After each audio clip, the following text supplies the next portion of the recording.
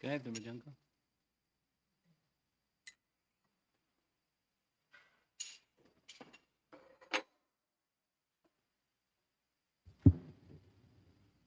Jaya Radha Madhava Kunjabi Hari Madhava Kunjabi Hari Jaya Radha Madhava Kunjabi Hari Jaya Radha Madhava Kunjabi Hari Gopi Jana Balabha Giri Baradhari Giri Baradhari Gopi Jana Balabha Giri Baradhari Gopi Jana Balabha Giri Baradhari Yasodanandana Brajachandana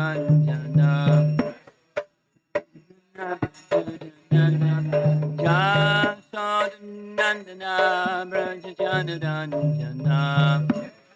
Nandana Brajachandana Yamunatira Vanachadi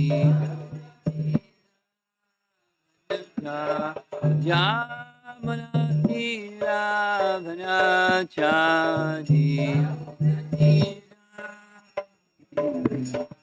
Jaya Radha Madhava Kunjabi Hari Jaya Radha Madhava Kunjabi Hari Jaya Radha Madhava Kunjabi Hari Jaya Radha Madhava Kunjabi Hari Gopi Jana Balabha Giri Baradhari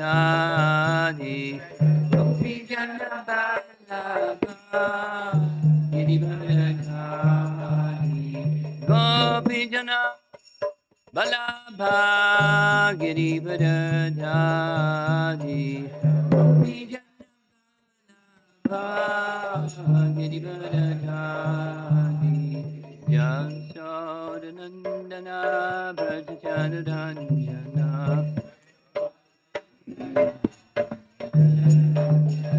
Yasodanandana Brajachandana Yamuna Hira Vanachadi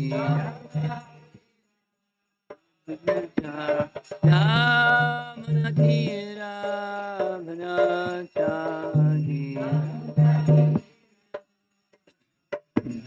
Jaya Radha Madhava Kunjabi Hari Jaya Radha Madhava Kunjabi Hari Jaya Radha Madhava Kunjabi Hari Madhava Kunjabi Hari Jayom Vishnupad Paramahamsa Parivijagacharya Astatarasata Sri Srimad His Divine Grace A.C. Bhaktivedanta Swami Srila Prabhupada Ki Gaur Pimanandi.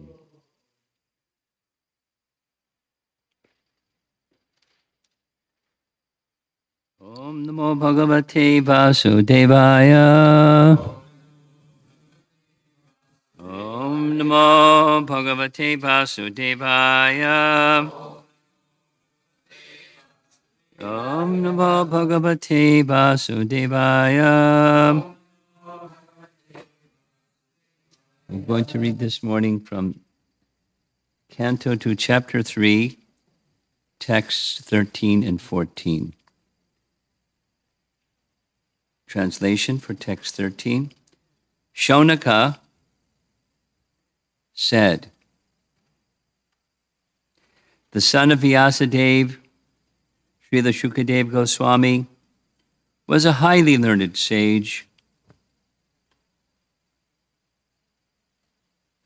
and was able to describe things in a poetic manner. What did Maharaj Parikshit again inquire from him after hearing all that he had said? So it's a break, and the essence has been given. Now it's the method of continuing Bhagavatam is keep asking questions. So this is Shaunaka narrating, or Shaunaka asking questions of Sutta, and Shukadeva Goswami is describing that conversation.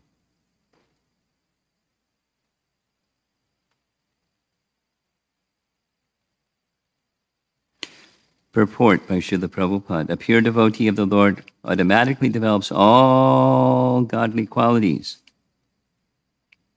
And some of the prominent features of those qualities are as follows. A long list. He is kind, peaceful, truthful, equitable, faultless, magnanimous, mild, clean, non-possessive, a well-wisher to all, satisfied, surrendered to Krishna without hankering, simple, fixed, self-controlled, a balanced eater, sane, mannerly, prideless, grave, sympathetic, friendly, in italics, poetic, expert, and silent. Out of these, 26 prominent features of a devotee as described by Krishnadas Kaviraj in his Chaitanya Charitamrita, the qualification of being poetic is especially mentioned here in relation to Shukadeva Goswami. The presentation of Srimad Bhagavatam by his recitation is the highest poetic contribution. He was a self-realized sage. In other words, he was a poet among the sages. The reference here is a passage from Chaitanya Charitamrita where it's Krishnadas Kaviraj's customized list of 26 quality characteristics of a Vaishnav. He also has Kavi in his name, Kavi Raj. But Kavi, Prabhupada is translated here as poetic. Commonly it's learned. So therefore, the special qualification of Shukadeva is amongst those who are learned, because the next verse says Vidvan. Vidvan means learned, and amongst those who are learned is one who is poetic. Kavi. Again, Kavi can mean also learned. The emphasis given here in Prabhupada's rendering is poetic. So what is, poetic, sometimes our founder Acharya, Srila Prabhupada, would refer to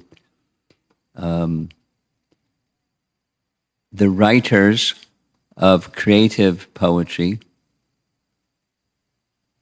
were expressions, they were exploring and soaring high in the mind platform. Like Allen Ginsberg. He was always high, and he was always poetic. But high not by Krishna, high by some other things. And so those that wish to experience something higher reality, higher truth, higher something through poetry.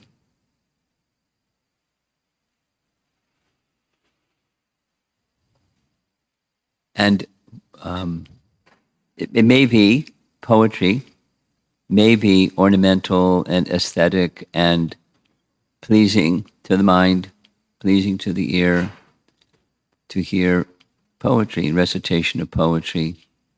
I mean, I don't know what goes on today. When I was in college, it was like a thing. People would come around the college circuit and they'd recite their poetry. And there was Wasn't like a big audience, but it was a pretty big audience.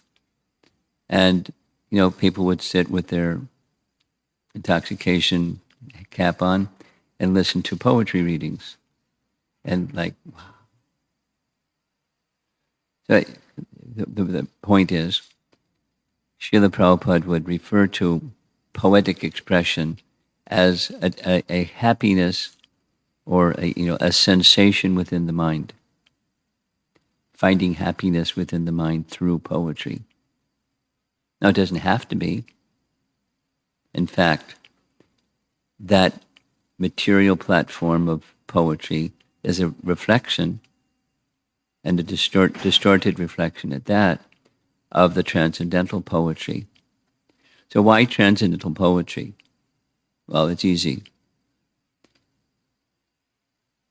While there are ornaments or alankara in writing that are poetic expressions, where something is compared to something, or it's not even necessarily like da-da-da-da-da-da, they're just saying it is.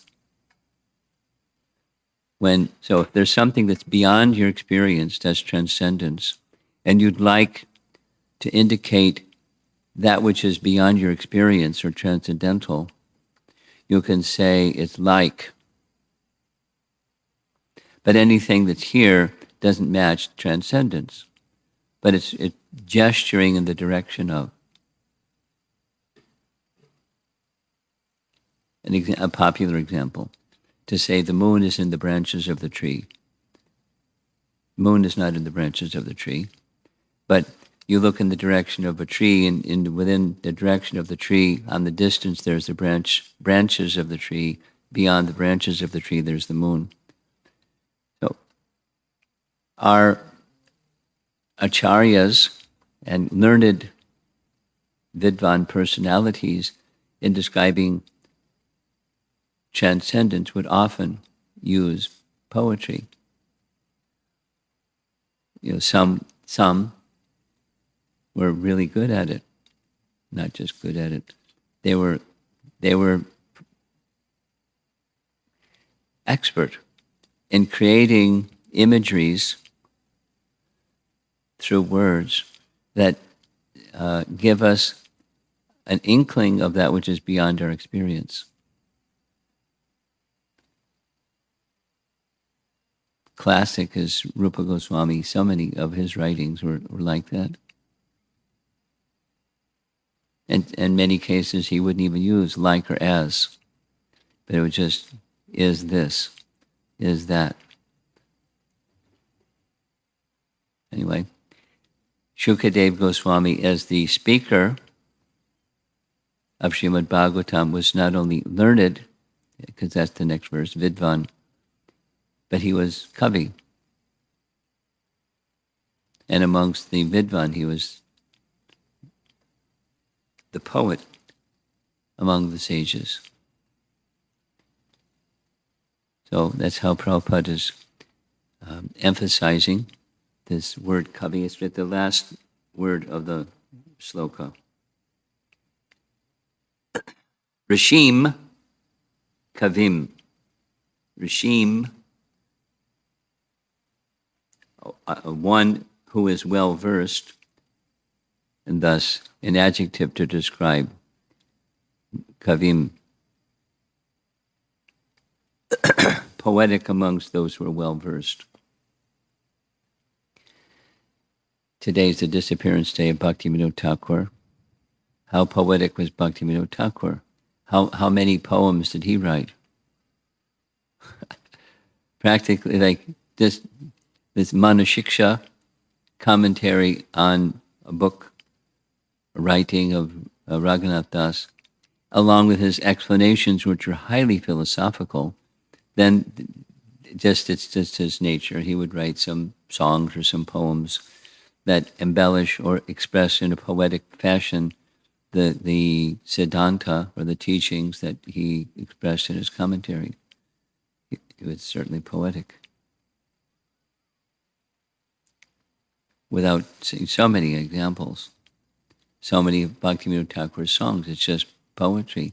And he's singing from his heart, calling, identifying teachings and calling for Krishna.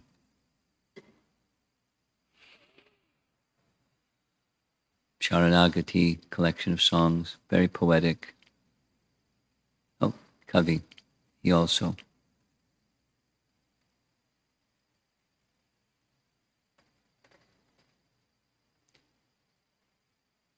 Text 14. Oh, learned Sutta Goswami. There's the Vidvan term. Oh, learned Sutta.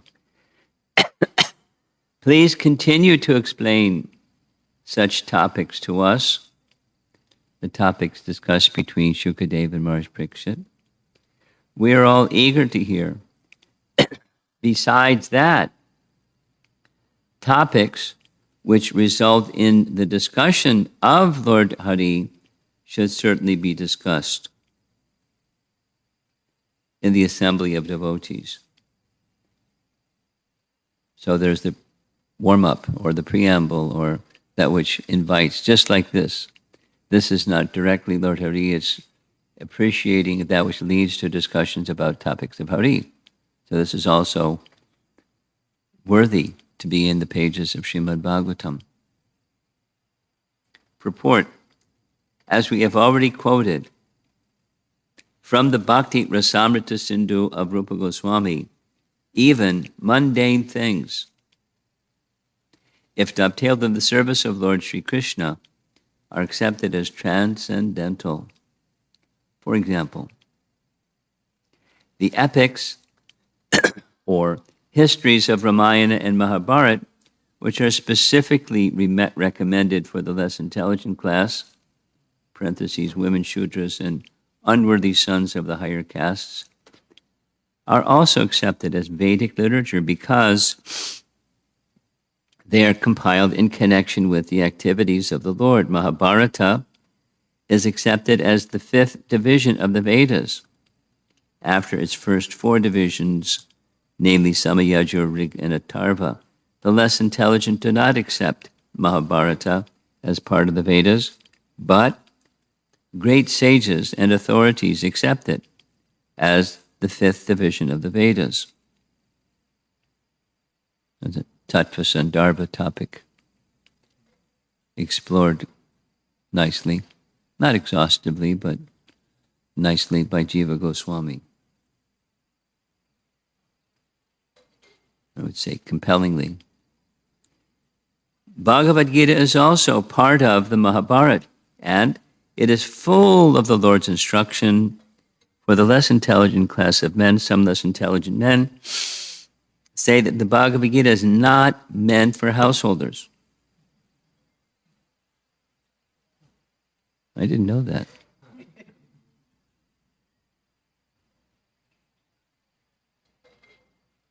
But such foolish men forget that Bhagavad Gita was explained to Arjuna, a grahasta, family man, and spoken by the Lord in his role as a grahasta. So, Bhagavad Gita, although containing the high philosophy of the Vedic wisdom, is for the beginners in the transcendental science, and Srimad Bhagavatam is for graduates and postgraduates in the transcendental science. Therefore, literatures like Mahabharata, the Puranas, and similar other literatures which are full of the pastimes of the Lord are all transcendental literatures, and they should be discussed with full confidence in the Society of Great Devotees, paragraph.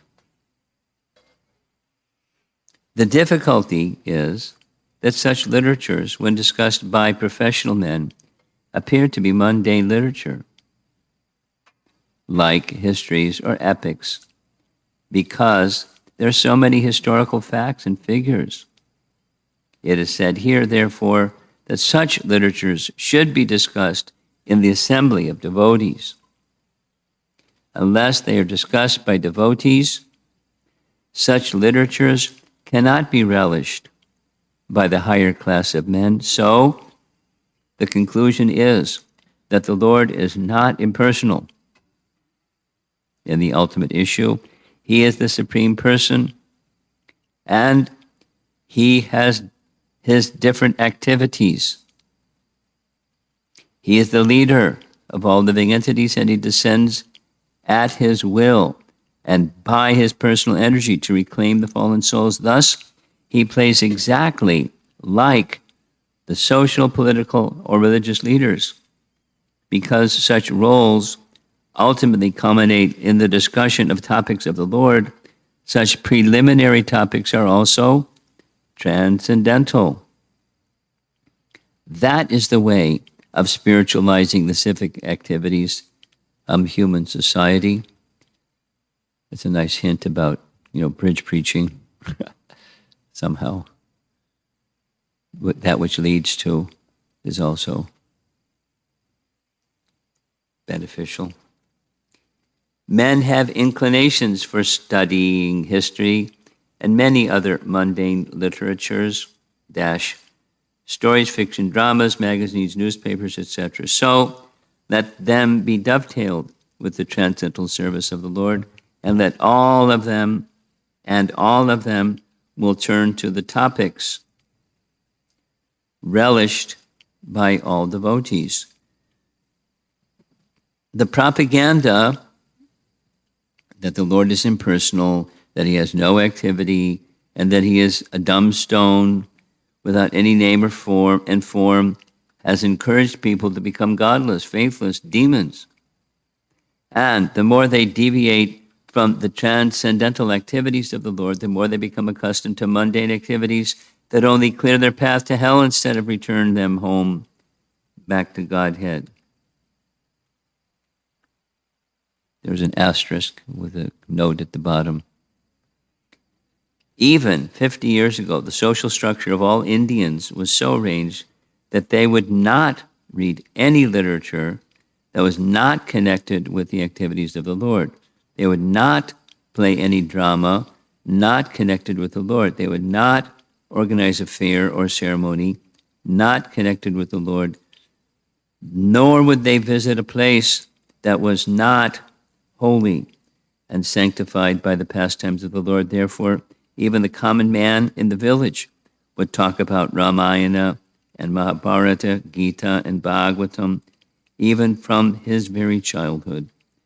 But by the influence of the age of Kali, they have been dragged to the civilization of dogs and hogs, laboring for bread without any sense of transcendental knowledge. Footnote.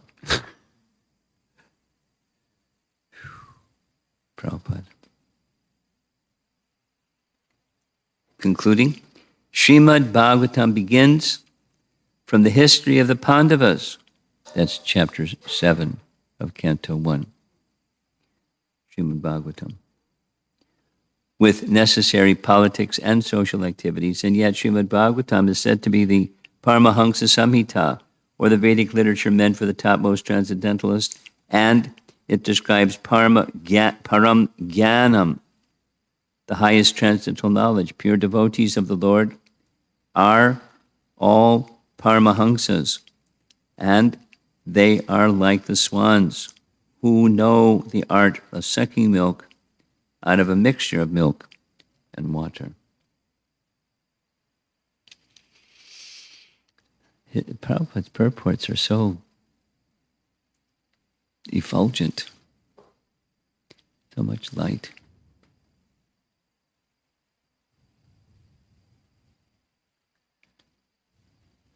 He had such a range of how he conducted his life.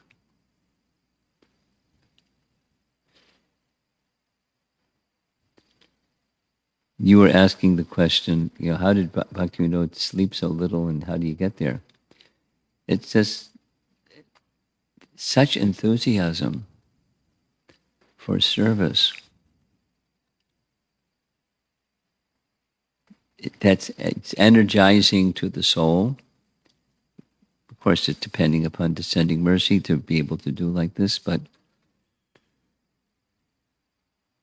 with such enthusiasm, because there's the Krishna connection, and the Krishna connection strengthens the enthusiasm, and the enthusiasm strengthens the Krishna connection, and so forth.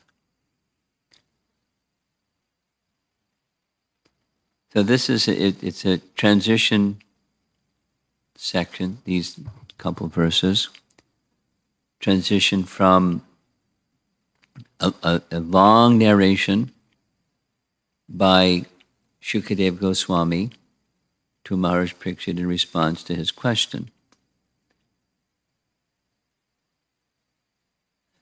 Now, that discussion between Maharaj Parikshit and Shukadev Goswami was later discussed by the sages of Naimisharanya and Sutta Goswami.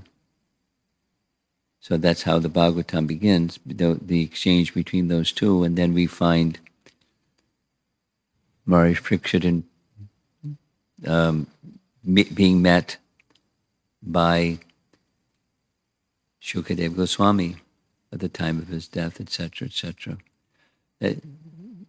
Just a comment, but it gets complicated, like chronology and what's the main storyline. But it's a story within a story within a story within a story, or a conversation about a conversation about a conversation about a conversation, and then it goes back. The itihasas and Puranas are filled with such things. And Vyasadeva being the compiler of all of that. And the empowerment of Vyasadeva coming from Narada Muni. And so forth. The goal has been identified. That's being absorbed in transcendence, having the mind absorbed in transcendence, and thus the waves and the whirlpools of the material energy subsiding, and complete clarity. So what does one do when you have complete clarity? You do more of the same. And to get there, what do? You do more of the same. So we have the opportunity, by the grace of our founder Acharya, to receive Srimad Bhagavatam in its fullness, without always making reference. There are some places certainly where Prabhupada makes reference to Rupa Goswami wrote, and Vishwanath Chakravarti Thakur wrote, and predecessor acharyas commented and brought out something. Just like we read yesterday in the case of Bhishma Dev, he was relishing, that Krishna was relishing the wounds from his sharpened arrows. And Vishwanath Chakravarti Thakur was commenting not from the Dasya Rasa perspective, but from the Madhurya Rasa perspective. It's like, again, the poetry, like a lover being bitten by his beloved, and it doesn't feel painful. It's enjoyable. So Krishna was feeling like that. So poetry and revealing loving exchanges, and thus the transcendental nature of the personality of Godhead is being revealed. And the little emphasis here, there are those topics that lead to those topics. And those topics that lead to those topics are as transcendental as the other ones. It's a similar understanding to the Rupa Goswami's explanation of bhakti is uttam bhakti. And uttam bhakti means topmost, uttama, topmost bhakti. Uttama bhakti includes sadhana bhakti, where it's preliminary, or it's practice. It's not fully realized, it's not fully purified, it's not perfect, but when properly executed, with proper guidance and proper standards and so forth, Sadhana Bhakti is also in the category of Uttam Bhakti. Why? Because it results in Uttam Bhakti if one continues and perseveres with Sadhana Bhakti properly conducted. And the objective of reaching Uttam Bhakti, unmixed devotion, although one may not be there, that's us, we're not there, but continuing with the practices, not in a complacent way, but in a submissive way to the process that carries us to the goal. Sadhana leads to sadhya, if done properly. That's the whole point. So therefore, even this, it connects to a topic that goes back to chapter 2. One of the big topics of chapter 2 is there's indirect processes that these potentially can lead to direct. They're intended to bring one to the direct process, if done properly.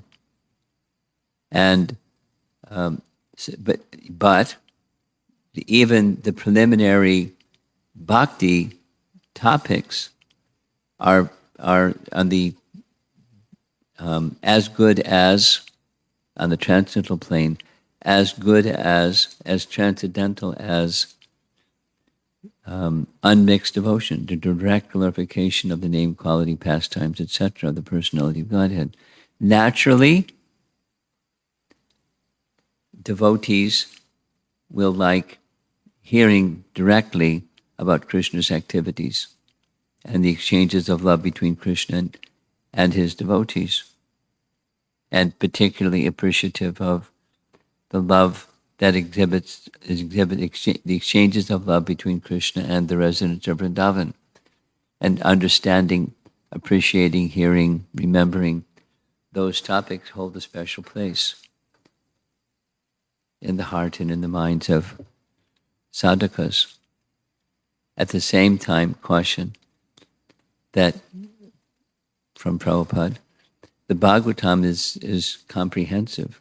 And so while we may have some special appreciation for those topics, we should continue purification-wise and consciousness elevation-wise to hear even those topics that lead to those topics. And that's the composition of the Bhagavatam. And thus the question here by Sutta and the comments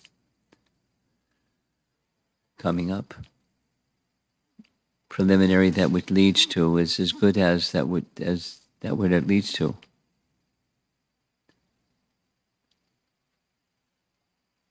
Like that saying, even the longest journey begins with the first step.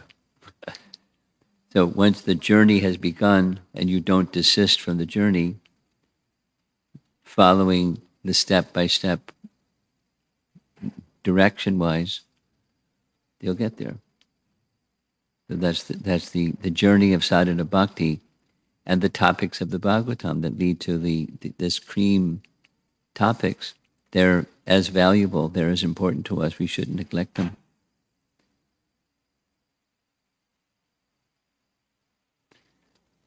See if there's some discussion.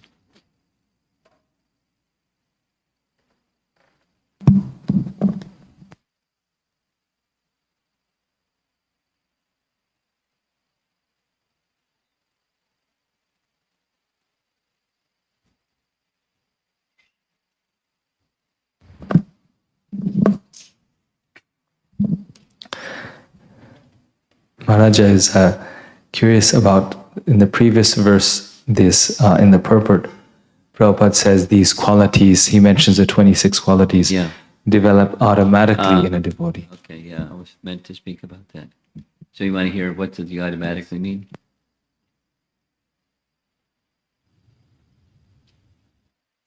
It's not automatically like a machine.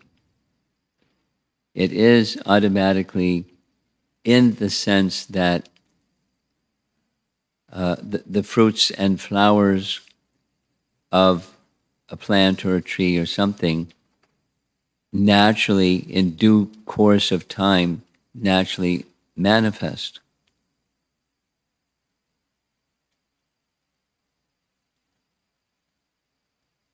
Now, I was visiting in Alachua recently, and I was told by one devotee that daffodils and tulips don't grow in Florida.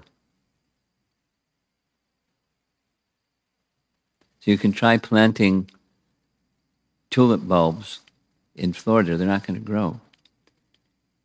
So the natural doesn't happen because it needs whatever, that comes with cold weather for tulips and daffodils to grow. So the naturally doesn't work without the right conditions, or the automatically doesn't work without the right conditions. So the automatically assumes or includes the right conditions, and the right conditions then unfold naturally in natural sequence. Then automatically doesn't mean that you don't cultivate these qualities.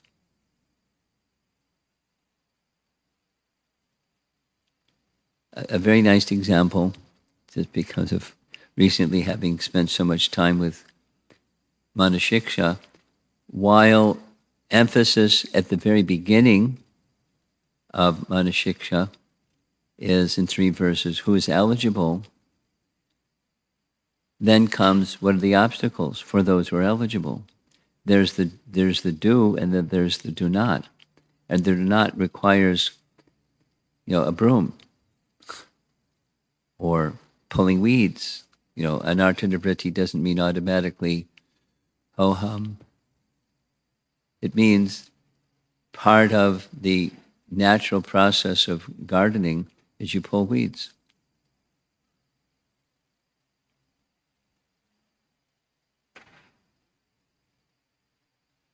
And there's some devotees that lived in Gitanagari, and one of the things that's a little challenging in winter time is they can't do anything. So I said, you must get bored. They said, no, we're making the plan for the spring. It takes a lot of time to make a plan for the spring. And I saw, very common, when spring comes, they're out there making a garden, and they plant a zillion things. And then the summer comes and they get distracted by a zillion other things. And the garden is no longer, because the weeds grew so rapidly that whatever they planted you can't even see, choked by the weeds. So they just it takes a lot to pull weeds. Now, in course of time, this is part of the, what does automatically mean? Weed pulling may diminish season by season by season because there's seeds in the soil for weeds.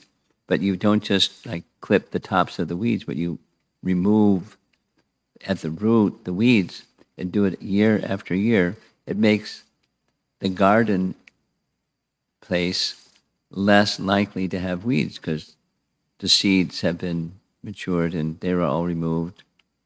So it becomes an easier garden. But still, some gardening is required. So automatically doesn't mean you can look, you plant some seeds, you look the other way, and everything's going to happen. There's diligence in cultivating that which is meant, and there's diligence in eradicating that which is unwanted. And we try to cultivate, out of these 26. There are some very advanced devotees that may not appear to be very poetic. And there's some devotees that are very poetic, naturally. but part of those who are poetic comes from associating with those who are poetic. So that's a little comment on the automatically. I wanted to speak about that. Thank you for asking.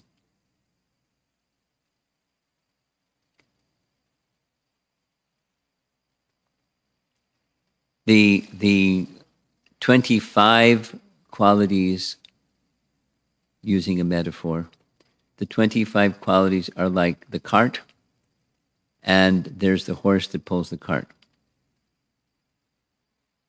And the horse that pulls the cart is Krishna Ekasharana. Complete dedication to Krishna. Krishna Ekasharana. Krishna's shelter alone. That's the horse that pulls the cart. And then when you're pulling the cart, you're interested, since it's Krishna Ekasharana, that this quality would be very nice quality to offer my service to Krishna with. So you spend attention to invest attention in developing that quality and minimizing that which is the opposite of that quality.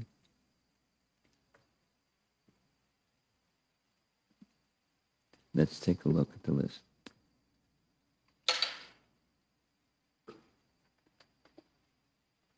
Faultless.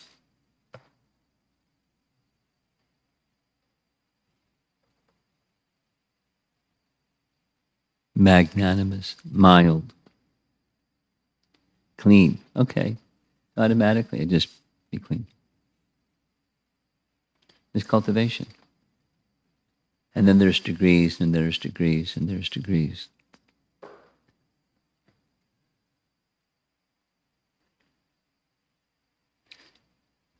I remember at one GBC meeting, there was some private discussion, and we were supposed to meet in Harikesh, then Swami's quarters, and he said, we came to his door, and he said, I'm sorry, but I was trained by Srila Prabhupada so intensely in the matter of cleanliness, I think we should meet in a different room. Because I'll be disturbed if we don't maintain that standard of cleanliness that Prabhupada trained us with. And so Prabhupada was immaculately clean. It wasn't like, a phobia or an obsession or something. It was just, he was very, very particular about being clean. And it doesn't just automatically come. It's cultivation with association. Anything else? Yeah. Do we have a portable microphone?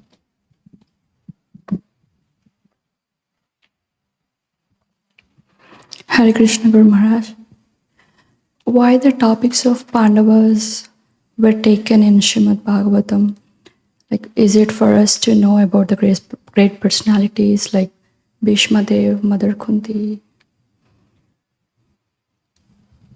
The context of this statement, I mentioned it as I read it, is the very first, after the first 6 chapters and the beginning of the 7th chapter, the message is perfection comes from hearing topics of Krishna.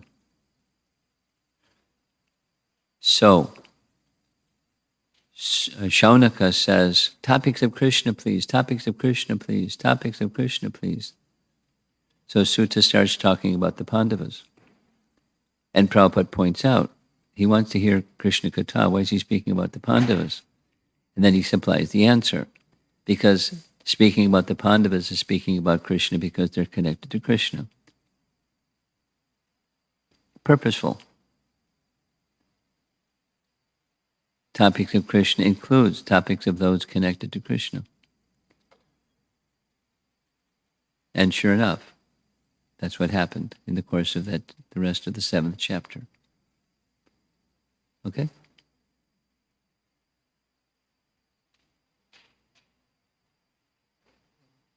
Yes?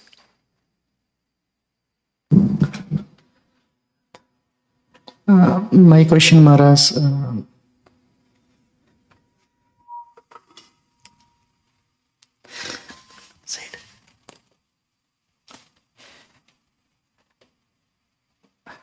I lost my thought.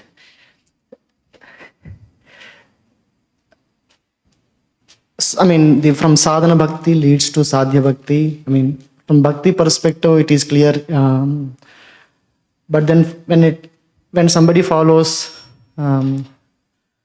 Vedas, I mean, maybe some fruitive activities, whatever lower levels, so still they get entangled. But still, does it bring them to the higher stages? It can. It depends on the bhakti, the strength of the bhakti, proportionate to the strength of bhakti. Yes.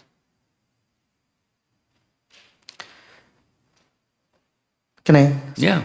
So I got that doubt because in one of the verses, Narada Muni was telling to King Prachinabhari, if somebody engages in the Vedic activities, they will not get entangled in the fruitive activities. Yes. Is it easy means that one of this understanding the conclusions of the scriptures, or is it? Well, it's not just understanding, it's the strength of bhakti, because understanding the conclusion of the scriptures will not be achieved without bhakti. It's the bhakti principle. It's certainly correct. They won't become entangled. But that's the sadhya. And then there's the sadhana. So if they follow the sadhana faithfully, they'll get there. And along the way, supposing there's inattentiveness, sometimes there's inattentiveness, right? So when there's inattentiveness, then that protection isn't the same. When there's attentiveness, even there's some attraction, material attraction. We've read this several times now. Even when there's material attraction, that the process can carry one beyond the entanglement. That's good news, isn't it? Because we're in the I'm not there yet club. And so sometimes we're more attentive and sometimes we're more distracted. And when we're more distracted, there's entanglement. And when we're attentive, even, so it's hard, how are you going to be attentive when you have material affinity? Well, there's effort and mercy. So at times when there's effort and mercy and unsteadiness, there's more attention sometimes. So that Krishna connection, the cleansing is going on, etc.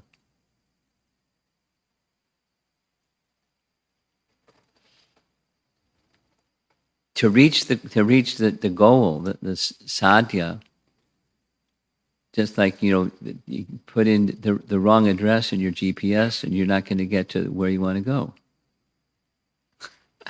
The goal has to be clearly identified. And you continue.